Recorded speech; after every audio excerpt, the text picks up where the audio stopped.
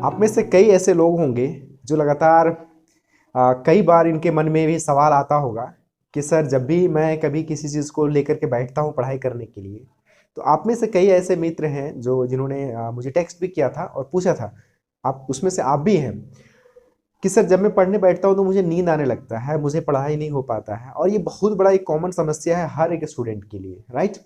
आज मैं इसी बिंदु पर बात करूंगा आप लोगों के साथ में कि आप जब भी कभी पढ़ाई करने के लिए बैठो तो आप एक मोटिवेशंस के साथ, एक एनर्जी के साथ और एक फुल डेडिकेशन के साथ कैसे स्टडी कर पाओ। पहली दफा दोस्त, आप गलत समय पर पढ़ने के लिए बैठोगे तो ऑब्वियस सी बात है आपको नींद आना स्वाभाविक है। आपका सोने का समय होता है रात में और आप रात भर जग करके पढ़ाई करते हो, बिल्कुल भी ऐसा मत कीजिए। ये नेचर के साथ आप कभी भी चैलेंजिंग तरीके से नहीं किया कीजिए। आप रात में एक गहरी नींद लिया कीजिए। जैसे आमतौर पर सभी लोग 10 से 11 बजे सोते हैं, सुबह 4-5 बजे उठ जाते हैं। ये तो सबसे पहला आपने फिक्स कर लिया है और यही चीज़ को करना भी चाहिए आप लोगों को, जितने भी हैं। आपने अगर कुछ उल्टा सीधा करके अगर आप कर रहे हैं पढ़ाई तो एक अलग चीज़ आपको बोल देते हैं। एक सफलता के पीछे, एक सक्सेसफुल विद्यार्थी के पीछे कई रातें, कई दिन बिना नहाए, बिना धोए, बिना सोए, इन सब बातों से कभी इन्फ्लुएंस नहीं होना आप लोग। आपको करना क्या है कि आप जब कभी भी गहरी नींद और अच्छी नींद लेंगे ना तो आपका माइंड जो है, आपका जो माइंड का जो न्यूरो सिस्टम है, ये सही से वर्क भी करेगा और आपको किसी भी चीज़ को मेमोराइज करने में भी हेल्प करेगा। रात को एक अच्छी नींद लीजिए। सुबह 4 बजे से लेकर के 8 बजे तक कॉन्सेंट्रेट करके और बिल्कुल पीस माइंड से आप में से सभी लोग ये डेडिकेशंस के साथ में, ये कर्म धर्म या फिर आप समझिए कि मेडिटेशंस की तरह से आप डेली इसको पढ़िए।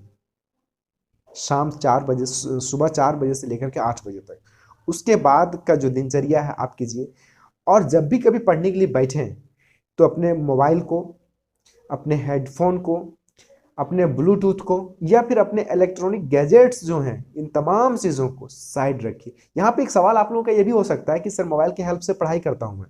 आप मोबाइल के हेल्प से पहले नोट्स बना लीजिए जितना बनाना है आपको, लेकिन जब आप स्टडी करो तो उस वक्त मोबाइल को दूर रखो, क्योंकि मोबाइल ही सबसे बड़ा डिस्ट्रैक्शंस का कारण बनता है हर एक स्टूडेंट के लिए।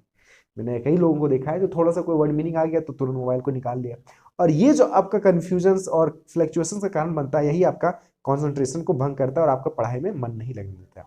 आई होप ये बात समझ में आ रहा होगा कि पहले तो मोबाइल को दूर रखना है पढ़ाई के टाइम पर। जिस टाइम पढ़ाई करो उस टाइम मोबाइल को बिल्कुल भी नहीं आपको देखना है।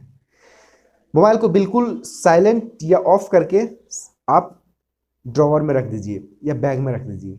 दूसरा बात है कि आप जब भी चीज़ों को पढ़ो तो जो चीज़ें आप पहले से पढ़े हुए हो उस चीज़ों को पहले आप पढ़ करके अच्छे से याद कीजिए और उसको लिखने की कोशिश कीजिए। क्योंकि आप सिविल सर्विस के एस्पिरेंट्स हों या फिर किसी भी एग्जाम का प्रिपरेशन कर रहे हो तो सबसे मुख्य बात यही होता है कि आप जो चीज़ को पढ़ चुके हैं उस चीज़ को पहले आप एक सरसरी नज़र से उसका रिविजन्स कर लीजिए, क्योंकि रिवीजन होने के बाद आपका एक अलग आत्मविश्वास और कॉन्फिडेंस आएगा। उसके बाद पहले तो इजी टॉपिक को पढ़ना है, जो आसान टॉपिक है उसे पढ़ पढ़ करके आगे की ओर बढ़ना है।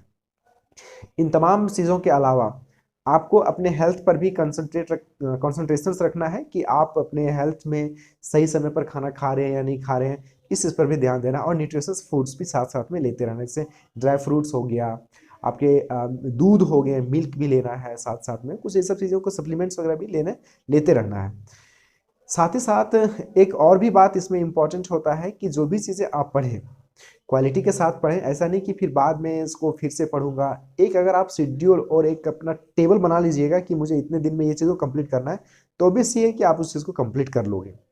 और जो भी चीज़ पढ़ते हैं एक शेड्यूल के साथ पढ़िए, एग्जाम ओरिएंटेड पढ़िए और अपने सिलेबस के अकॉर्डिंग पढ़िए। आपका मोटिवेशन ऑब्वियसली बना रहेगा।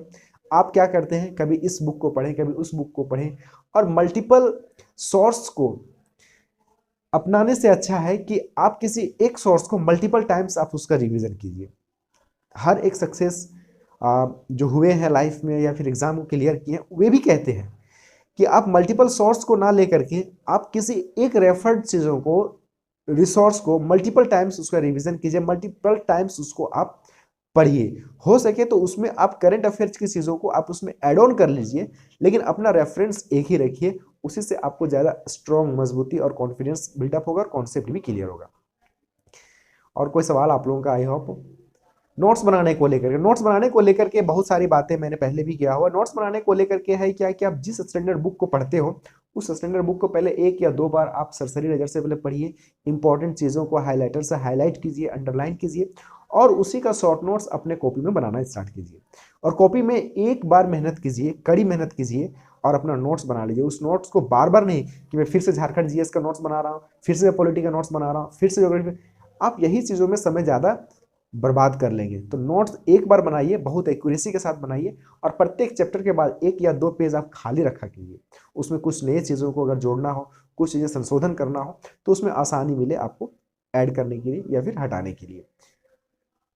चलिए नेक्स्ट कोई वीडियो में और भी बातें करेंगे आप लोगों के साथ में, तब तक के लिए आप सभी का धन्यवाद।